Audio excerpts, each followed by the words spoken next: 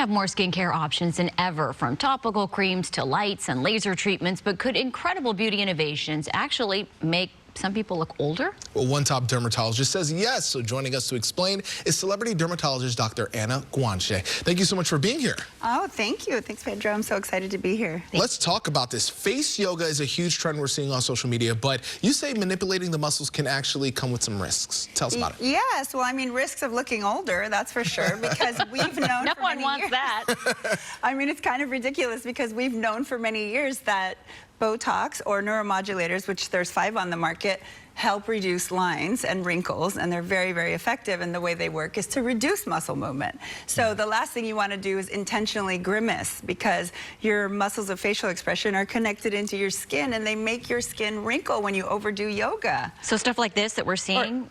Yes. I think these are examples, This is just totally counterintuitive to everything we know in dermatology. So take advice from your board-certified dermatologist. Okay. And not TikTok? And not TikTok, even though I'm on TikTok. Fair So enough. Follow me. Fair enough. TikTok. Yeah. Okay, so lasers, that's something that is often recommended. Any cautionary tales there?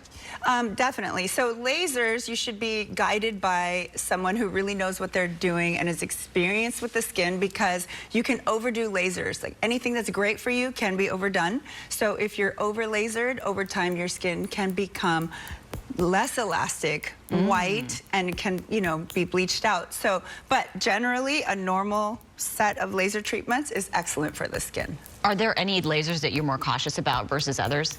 Definitely. So CO2 laser is more likely to end up causing some pallor, some paleness to the skin, and lack of flexibility.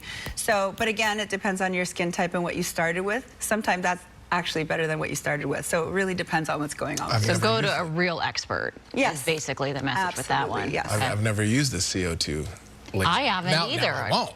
I hope nobody uses CO2 laser on you, Pedro, because you don't have the right skin type for it. Yeah. There you go. Let's talk about celebrities. They love to say they never had plastic surgery before. We hear that often. Thanks to like fillers. People, they get fillers though. Absolutely. So tell us, when can, I guess, being too filled be a problem, or is that a problem? Sometimes filler, I do think, makes some people look older, not younger. Absolutely. I agree with you. So definitely needs to be done judiciously and needs to be done by someone who knows what they're doing and is experienced, because you can make the face look bogged down, heavy. You can get what's called a pillow face. So What's just that? too much filler and the face looks boggy and overfilled. So instead of looking younger, you can look older if you don't get your treatments by the right, you know, expert.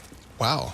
Are there any places that you really like filler, or places that are more at risk of it going wrong, or in terms of in the face where people fill? The 2 areas where people tend to overdo filler are lips. Because Okay. when they, Oh, you know, I've seen this whole progression where people love their lips when they first do filler, and they think more and more and more is more, and Right. they just keep doing it.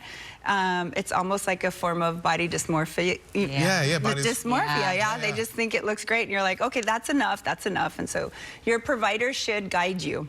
And then the cheeks, we had cheeks because it lifted the face, and then people started thinking, I want more of a lift, and started adding so much to the cheeks that they became pillow faces. Pillow face, So yeah, okay. so you have to be careful who's doing your injections and take their advice if they're telling you that's enough. Yeah, make sure they rein you in. We'll say everyone's beautiful, just putting it out there. Everyone's beautiful, no matter what you do. We love you and you're gorgeous. Retinol. I use this. Tell us, is it bad? Because now I'm a little worried. Because I saw retinol, I'm like, I thought everyone's supposed to use retinol. Isn't that a standard? Or am Yes, I I wrong? love retinol. It's one of the most powerful anti-aging ingredients that we know of. But you have to use it properly with good guidance. So you have to use sunscreen during the day, because retinol exfoliates the skin. And what happens is if you use retinol at night, or you know, Retin-A, then you go in the sun during the day, you're going to burn your skin because your stratum corneum is thinner.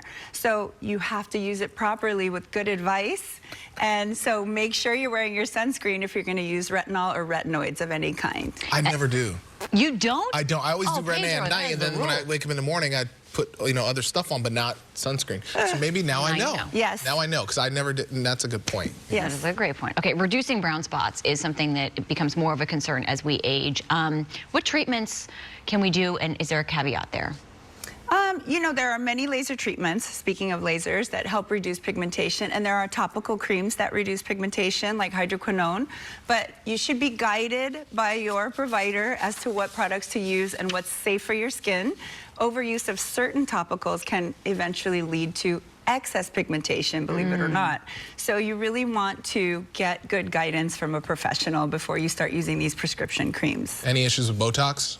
No issues there, right? No issues with Botox. I love Botox. Well, Botox, and then there's 4 other neuromodulators on the market.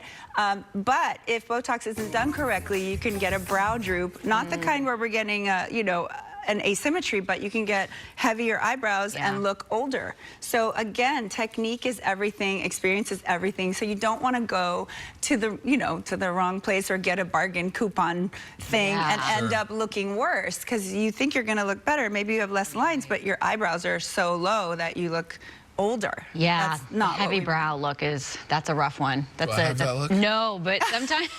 Have you had Botox? I've never had. I'm worried now. Well, you really don't need it, okay, to be honest. Hear what she said. Hey, I got it from the doctor, so we're good. Yeah, right? All right. Well, thank you so much. This was very interesting. None of us want to look older, so thank you for all of those, you know, caveats there. For more from Dr. Guanche, you can find her on TikTok. Whoa, Instagram, and at thebellaskininstitute.com. That was a clap of approval. Yeah. Thank you so much. We'll be right back.